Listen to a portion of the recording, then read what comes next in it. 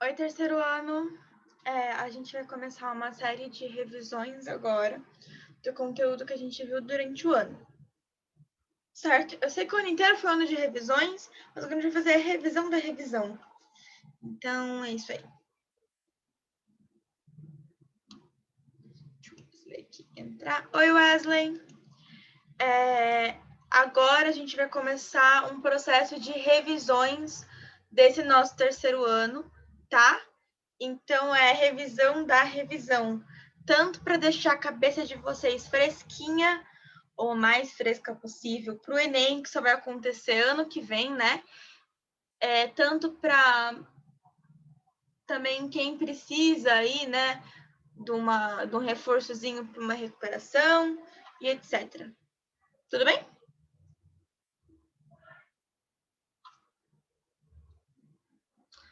Tranquilo?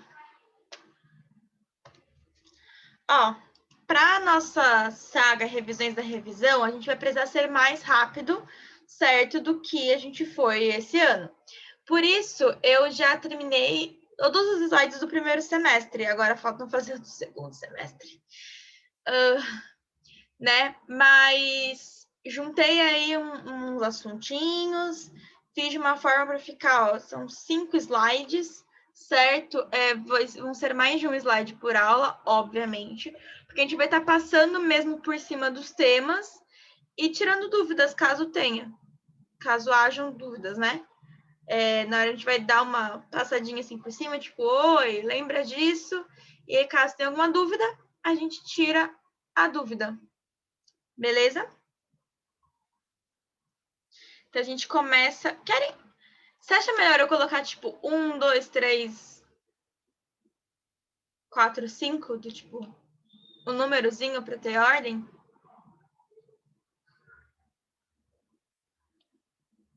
Bom, não sei. Os slides são bem curtinhos, tá? Eles são. Às vezes tem slide que só tem uma linha, mas que tá separadinho só para deixar claro que o assunto é outro mesmo. Tá bom? Então, bora lá. Bom, o primeiro tópico são relações sociais e de identidade, que é uma coisa que a gente falou algumas vezes durante o ano, certo? Peraí que já tá querendo entrar aqui. Vou jogar você aqui para baixo, porque assim. Sim. Mais fácil. Bom, as ciências sociais a gente pode entender elas como de duas formas. As ciências sociais, certo? Que na verdade a gente vai chamar hoje de humanidades. A gente tem mais ali, a gente chama mais de humanidades do que de ciências sociais, né? Que são os estudos da sociedade, né? Tanto que a gente tinha a faculdade antes, da faculdade de estudos sociais, que, se eu não me engano, a Edneia fez essa faculdade. Acho que foi o curso que ela, um dos cursos que ela fez, né? Ela fez vários cursos. Mas um dos cursos que ela fez é o curso de estudos sociais. Isso da habilitação, né, de você ensinar história, geografia, sociologia.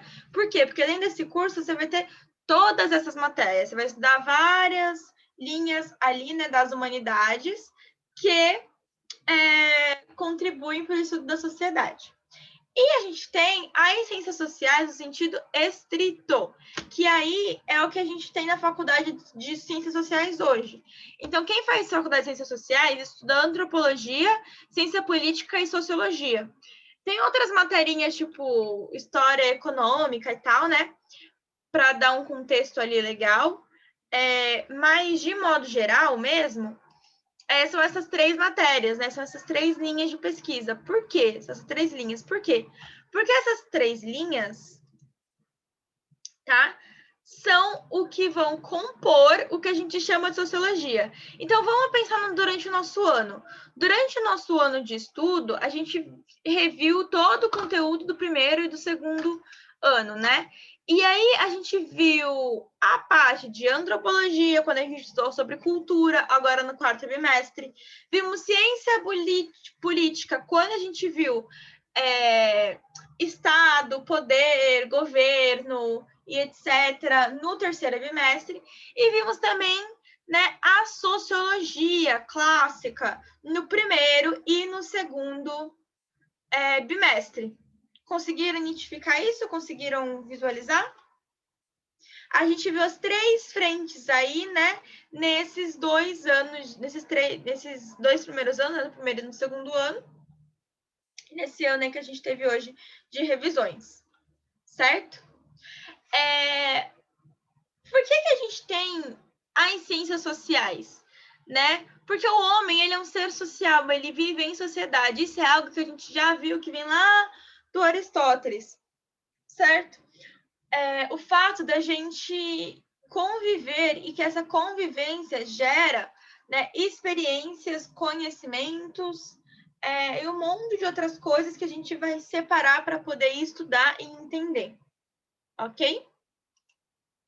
Bom, a sociedade ela é uma comunidade ou um agrupamento com valores e comportamentos comuns no tempo e no espaço. Ou seja, é o grupo, certo? É a comunidade em que eu estou agora e que se parece comigo, em que eu me identifico nesse tempo, né? E nesse espaço, no espaço, inclusive, geográfico, tá? Definição: sociedade, comunidade é grupo com valores e comportamentos comuns no tempo e espaço. Bom, continuando. Dentro da sociologia, a gente tem 3 pensadores clássicos que a gente apelida carinhosamente de os 3 quartinhos, que é o Karl Marx, o Emile Durkheim e o Max Weber, certo? Esses 3, eles são responsáveis para dar a base ali para a sociologia como uma ciência, né?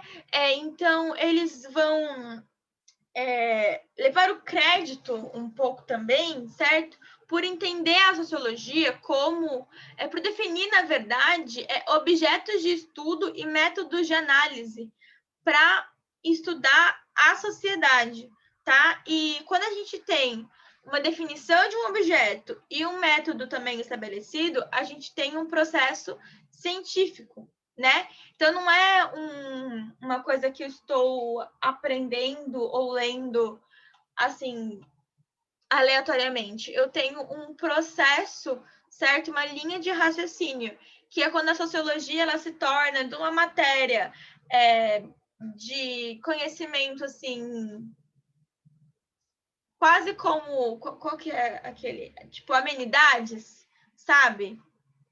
Aleatoriedades que a gente joga, tipo, no perfil. E ela se torna uma ciência, assim como matemática, como a física, como, né, todas as outras ciências aí exatas e biológicas.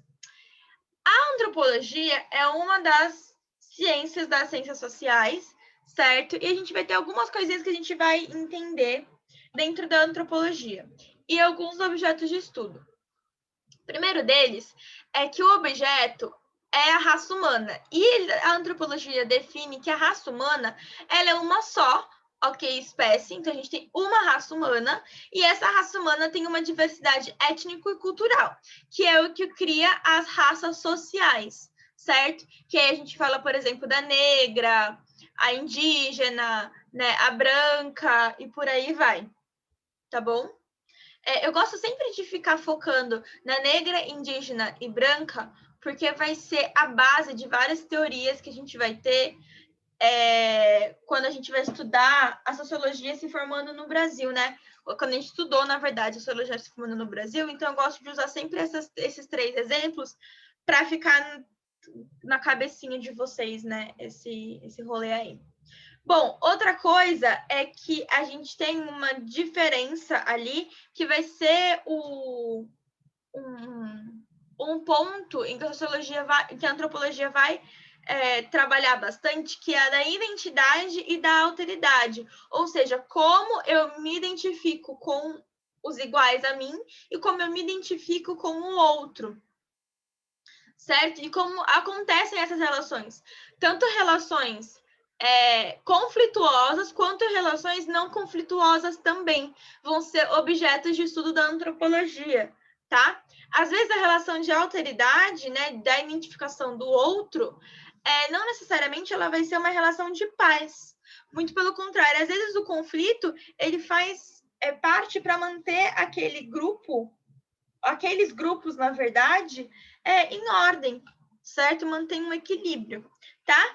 E outra coisa que a gente vai entender, certo, dentro da antropologia, é o etnocentrismo, que na verdade é um mito de uma cultura superior. É aquela ideia de que existe uma civilização e existe, né, da civilização contra o atraso, certo? Onde uma etnia está no centro e é ali, geralmente a gente vê como a etnia branca, né? A gente estuda como se a etnia branca estivesse no centro, provocando também aí o eurocentrismo, certo? Como se eles fossem superiores e fosse aí o papel deles ensinar a gente a ser civilizado. Beleza? Alguma dúvida até aqui? Lembrando, isso é só uma revisãozinha, literalmente passando por cima. Se vocês não pararem e falarem, professora, não lembro muito bem disso, professora, o que é aquilo? Professora, dá uma entradinha um pouco mais. A gente não vai parar, não, porque a gente já viu isso esse ano na revisão e vocês já viram isso no primeiro ano, tá? É só para a gente ir passando pelos temas mesmo, para ver se surge alguma dúvida. Surgiu alguma dúvida?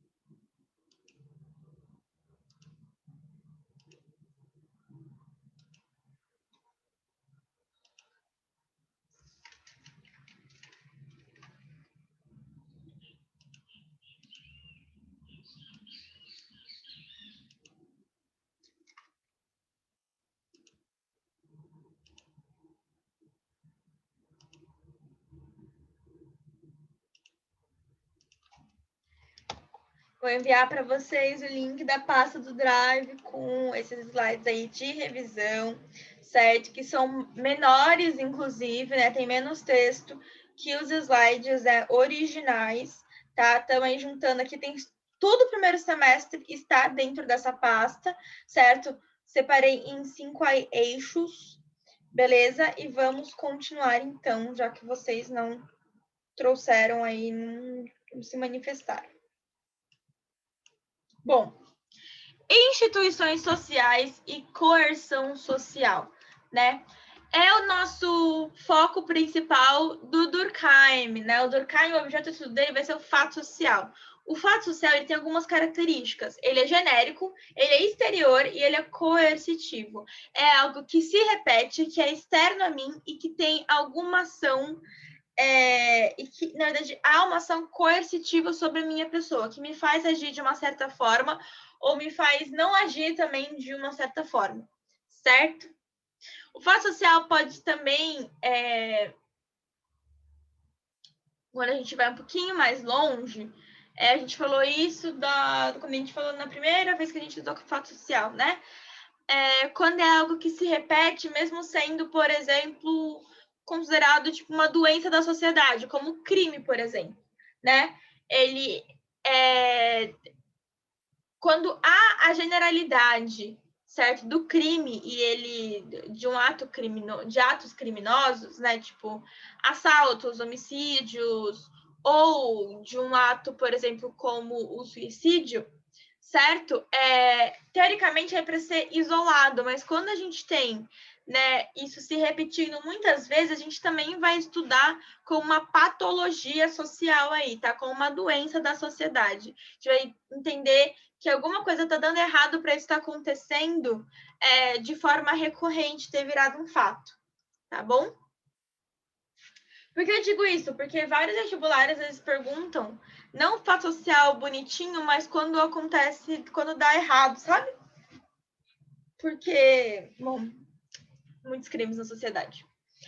O que são as instituições sociais? Elas são organizações e padrões de controle de comportamentos. Então, as instituições sociais são lugares como as escolas, o Estado, certo? As igrejas, sejam elas quais forem, enfim, qualquer ambiente, qualquer organização que exija um padrão de controle de comportamento, certo? Que vai te condicionar a um certo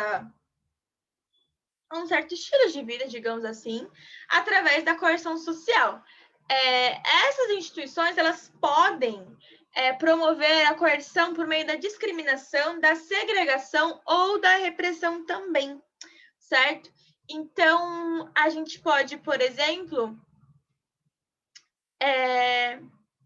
falar da discriminação dentro, por exemplo, de uma religião em específico, tá? Que discrimina as pessoas de outras religiões. A gente está falando de tipo um crime, uma violência física, tá? Mas assim, de separar mesmo, de segregar, de tipo nós versus eles, tá?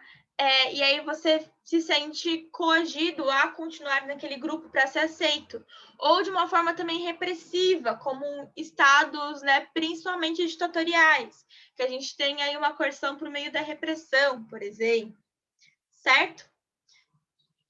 Tudo bem? Até aqui?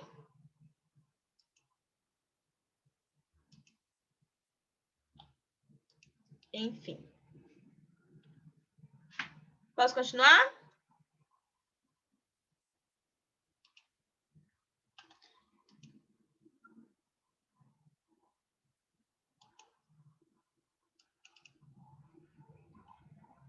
Alguma dúvida até aqui, meninos? Querem falar alguma coisa? Querem compartilhar alguma coisa?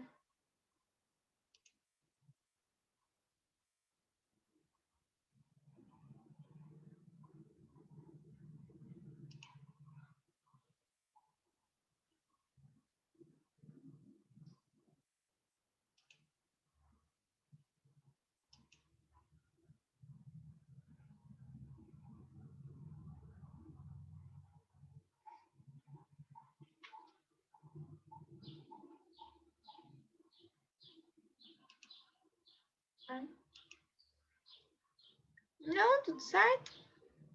A gente vai entrar, então, ó, no nosso terceiro tópico, tá? Caraca, gente, vamos acabar hoje? Eles não vão se meter mesmo? Vamos acabar o primeiro semestre hoje? Não vai se meter? Então tá bom. Antes de começar isso, tem algum tema que vocês querem que eu dê um pouquinho mais de atenção? De verdade? Não do primeiro semestre, eu acho que tá bem tranquilo para vocês, né?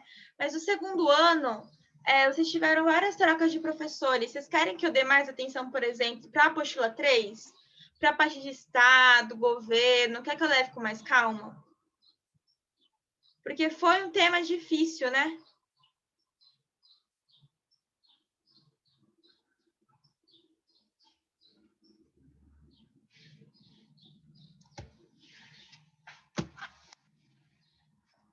Ou para vocês tá tranquilo, o ritmo que tá bom?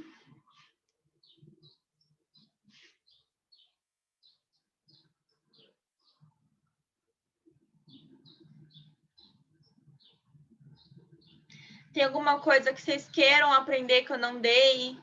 Né? A gente tem tempo, as aulas vão até, né? O quarto bimestre tá até dia 23 de dezembro, então a gente tem tempo. Vão pensando nisso e qualquer coisa vocês me digam, por favor. Tá? Enfim. Vamos lá. Bom, castas, estamentos e classes sociais. Vamos falar primeiro das estratificações sociais. Bom, os estratos sociais, eles são formados a partir das divisões, certo? Então, a gente vai dividir e isso vai formar estratos, tá? As divisões são feitas a partir das nossas diferenças, tá? A gente pode ter uma divisão, por exemplo, sexual do trabalho, que acontece até hoje, né, dentro das famílias. Ou uma divisão social do trabalho, que acontece hoje, certo? Até hoje, quando a gente pensa dentro do trabalho externo da sociedade, né? Que é uma coisa que vai acontecer desde as tribos e dos clãs e etc. Essas diferenças étnicas e as disputas por domínios territoriais vão gerar essas divisões e essas formações de estratos sociais. Então, vamos pensar, por exemplo, na Índia, certo? A Índia, ela é um lugar onde a gente tem uma sociedade de castas, né? Onde cada extrato, que é quando o extrato social, ele se fecha tanto que não há nenhum tipo de mobilidade social, né? Cada extrato que existe na Índia está posicionado, certo? Em um lugar cuja sua história vai explicar esta posição. Uma história que vai levar em consideração essas diferenças étnicas e essas disputas por domínios territoriais, certo? Que vão acontecer às vezes até hoje, tá bom? E para eles a maneira de se achar foi essa. Pique Jogos Vorazes, só que aí só a parte social mesmo. Acho que nem Jogos Vorazes, mas é que é um livro muito, enfim. Tem um livro chamado A Seleção, mas que não é verdade de vocês, é tipo bem infanto-juvenil e com um público voltado mais feminino mesmo, tá? Então vocês não devem saber, não sei se vocês têm tipo irmãzinha mais nova que lê. É um livro bom para você ler. E nesse livro, a sociedade, né, ela é separada em estratos, em camadas, em castas, né? Uma sociedade de castas. Aí as castas são por números: 1, 2, 3, 4, 5, 6 e 6. Cada um desses números, acho que tem até 7, se não me engano. Acho que tem 7 e 8 também, mas enfim. Mas cada um desses números vai proporcionar para as pessoas que estão dentro dessa casta, certo? Um tipo de trabalho, um tipo de prestígio, né? Que está baseado nas diferenças sociais e na história pelos domínios territoriais, tá? Então, teve no livro, explica que teve uma guerra, né? Uma sociedade distópica aí para frente, né? Que passa no território dos Estados Unidos, e teve uma grande guerra nos Estados Unidos, e a forma como eles encontraram, né, para acabar com essa guerra foi essa sociedade de castas, nesse livro. Que é mais ou menos o que acontece também em Jogos Vorazes, né, com os distritos. Mas acho que os Jogos Vorazes ficam um pouquinho mais ali subentendido, né, e não entra tanto nas diferenças étnicas do livro. Bom, Karl Marx e a classe social. Para o Karl Marx, a classe social são grupos definidos pelas funções na infraestrutura socioeconômica. Beleza? Então, a classe vai ser mais ou menos, né? A gente pode considerar um extrato, e esse extrato vai ser um grupo, certo? Ele pode ser uma faixa, digamos assim, né? Que vai ser definido pelas funções que a gente tem na estrutura econômica. Então, se eu sou dono dos meios de produção, ou se eu não sou o dono dos meios de produção, por exemplo, né? Se eu faço parte da burguesia ou do proletariado, ok? Querem que eu coloque burguesia e proletariado aqui? Eu vou colocar burguesia e proletariado aqui, melhor. Puxar um... Pá! Vou colocar burguesia versus proletariado. Tá melhor, né? O Weber, que vai ser quem vai estudar os estratos sociais. Para ele, os estratos, né, eles possuem ordens sobrepostas. A ordem econômica, a ordem social e a ordem política. E aí vai ser meio que um mosaico dessas características, ok? Que vai te colocar dentro de um estrato. Dentro de um estrato mesmo, dentro de um estrato social, tá? Então, o quanto eu ganho, o estamento que eu tô, minha posição social e, certo, a minha... Não é meu viés político, mas até um pouco da minha posição, mais assim, tá bom? Onde eu me encaixo politicamente. Essas três ordens, né, a gente viu aqui, não sei se vocês lembram, mas cadê? Meu drive. Cadê o terceirão? Terceirões.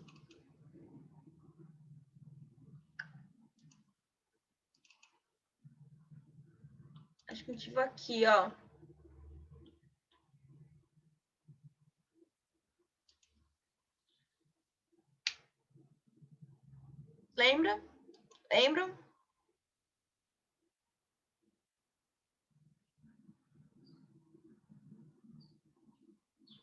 Enfim, tá aqui. Beleza?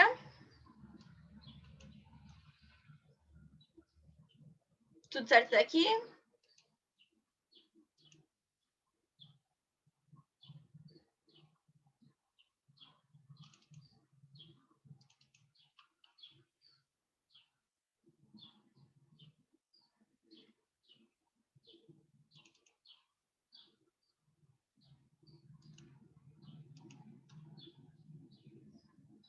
E continuamos. Agora a gente vai relembrar os modos de produção e o que é formação social. Bom, o trabalho, né, ele promove, né, o trabalho, ele na verdade é uma relação social, ok, entre a burguesia e o proletariado, tá? A gente vai definir o trabalho como processo de produção nas relações entre os homens e destes com a natureza, tá? Então, como o ato de eu transformar a natureza, tá? É o trabalho. Então, eu pego uma matéria-prima e transformo em alguma outra coisa. Esse processo de produção é o trabalho. E é um processo que vai ser entre eu e os meus, né, iguais, os homens, outros seres humaninhos, e a natureza. Beleza? Bom, o que vai ser a economia? Vai ser a produção de bens materiais com os meios de produção, certo? Vão ser... e aí a economia como ciência vai estudar como essas produções elas acontecem, quais são, né, como elas acontecem em um determinado tempo, espaço e como está se dando a esse processo. As forças produtivas, elas são as organizações de sistemas. Sabe que eu percebi que faltou agora? Eu acho que faltou um slidezinho do tipo meio de produção versus modo de produção. Vou colocar depois. Vocês lembram o que é meio de produção e o que é modo de produção?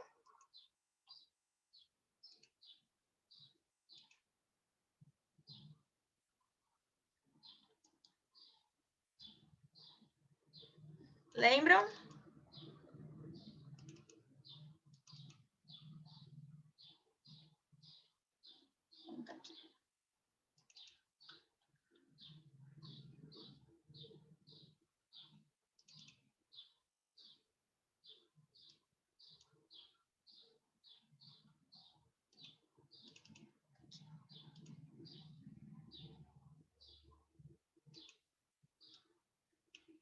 Lembram disso aqui?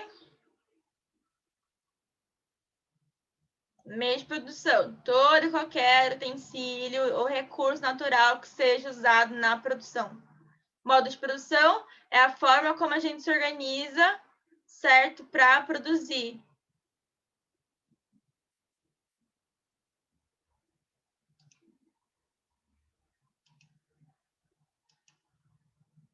Lembram disso?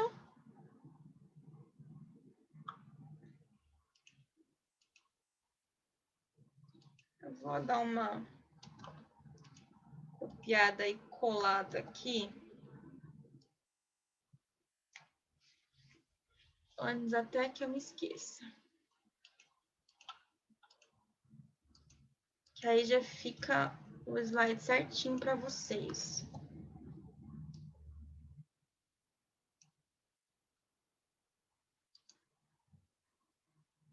Ó.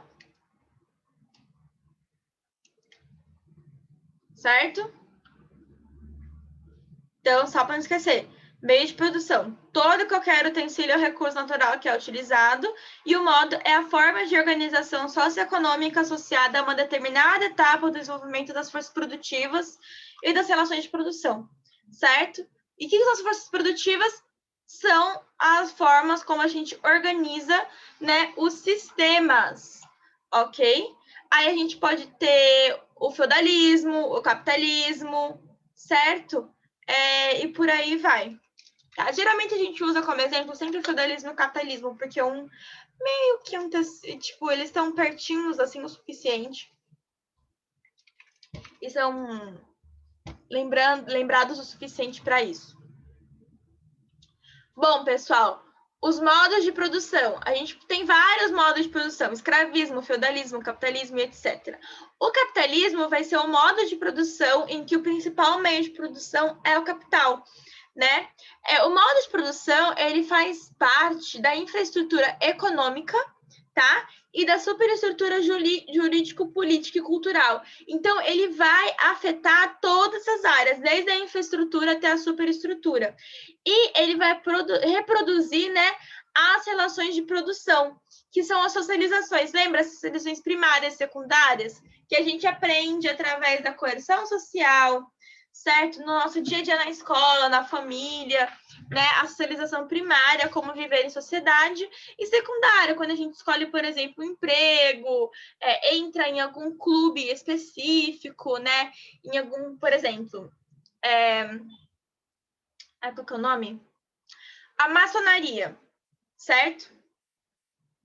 A maçonaria tem os seus, as suas regras, as suas regras de convivência, os seus princípios, né, as suas formas de agir e pensar específicas desse grupo.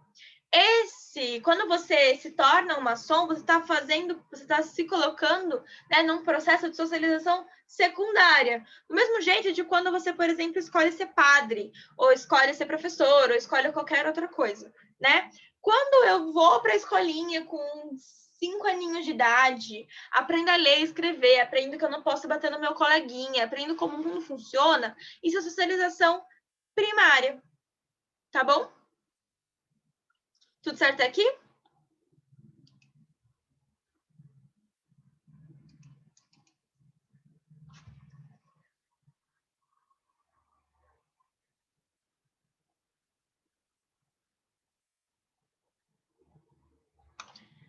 Galera, a gente vai acabar o primeiro semestre de revisão aí. Se vocês não têm dúvidas mesmo, se vocês não querem falar nada.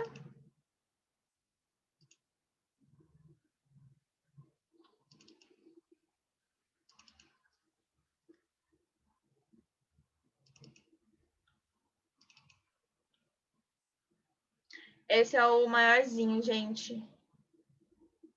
Esse é o maiorzinho, assim, tem mais textinho.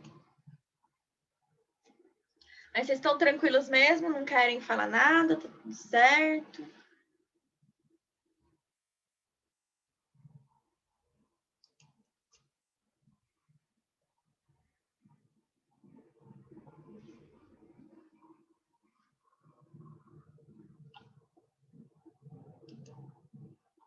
Então tá bom.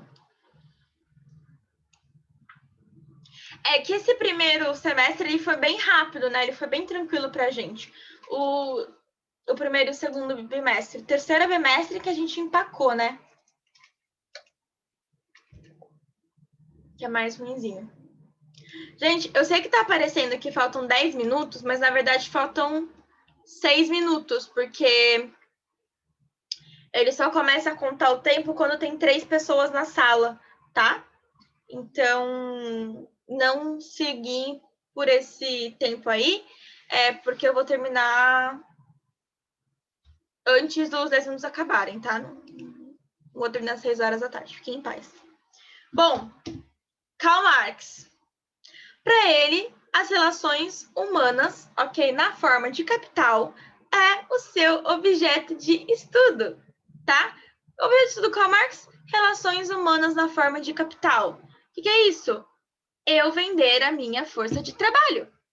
Simples assim, né? E o que vai ser o capital? O capital é um bem passivo de se tornar uma fonte de renda, uma relação social que vai ser geradora de bens e riquezas materiais.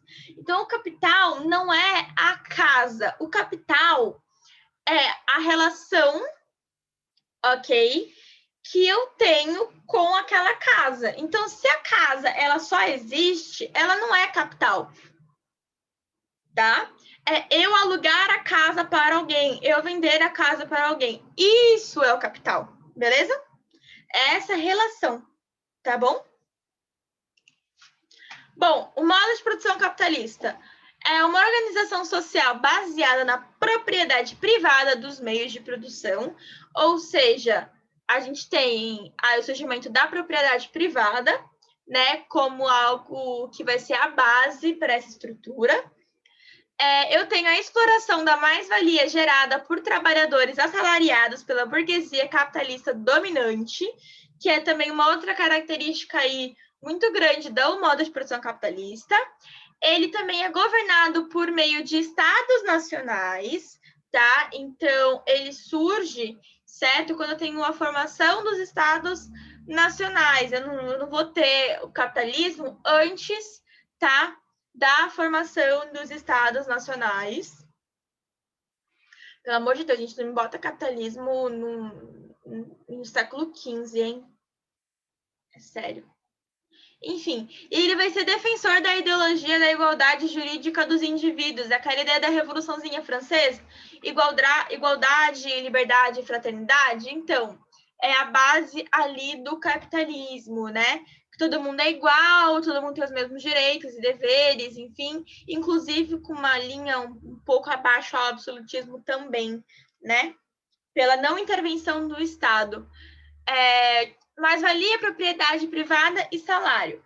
Bom, parte da produção gerada pela força de trabalho avaliada por critérios de mercado, os salários, né, e apropriada pelas empresas proprietárias dos meios de produção, sem o pagamento correspondente ao tempo de trabalho despendido. O que é isso, galera? É a definição de mais-valia. O que é mais-valia? É o meu sobretrabalho. Certo? Então, eu pago, né? Eu tenho o cara que é dono da propriedade privada, ele me paga um salário para trabalhar, para produzir alguma coisa, só que o salário que ele está me pagando, tá? É menos do que o trabalho que eu estou realmente fazendo. Ok? E essa diferença, né? Que é o sobretrabalho, vai gerar a mais-valia, que é o lucro, tá? E que vai ser apropriado pelas empresas proprietárias dos meios de produção. Ok? Aqui, gente, é a definição classe, tá? É aquela definição classuda para você botar lá no seu revestibular, na sua segunda fasezinha da Unesp, da USP. Essa aqui, entendeu? É a definição para você botar lá numa segunda fase, beleza? E liberalismo e globalização. Bom, liberalismo é a doutrina econômica que vai ser originada, né, no século XVIII, que vai defender livre concorrência dos mercados, conduzido por leis como a da oferta e da procura, que é a base da ideia do Adam Smith, que é o pai do liberalismo. O neoliberalismo vai ser uma estratégia, tá, de truques multinacionais praticantes do capitalismo monopolista. Então, ele vai ser uma nova forma de a gente chegar ao liberalismo, certo? Mais recente já para ir para a década de 70, né? E até hoje, tá? Que vai ser, além dessa livre concorrência de mercados, certo? Pregar um Estado mínimo que é muito rígido no controle da inflação, privatização de tudo que é estatal e restrição de gastos públicos, desregulamentação do mercado e livre fluxo de capitais, tá? Então, quanto menos leis para regulamentar o que tipo de acordos e comércio eu estou fazendo, melhor. E quanto menos empecilhos para poder investir num lugar longe, certo? Melhor também. E a flexibilização dos direitos trabalhistas, certo? Com as terceirizações, com o arroz salarial, né? Com aqueles acordos entre o patrão e o empregado, com, enfim, com tudo aí que a gente está mais que cansado de ver, tá bom? Terminamos nossa revisão do primeiro semestre, gente. Achei que a gente ia demorar um pouquinho mais, eu confesso, mas vocês não têm dúvidas, então tudo bem, né? Bom, a gente fica por aqui hoje, tá bom? Até semana que vem, onde a gente vai começar a nossa revisão do segundo semestre, tá? O link tá em cima, vocês dois tiveram acesso ao link, né? Pegaram aí o link?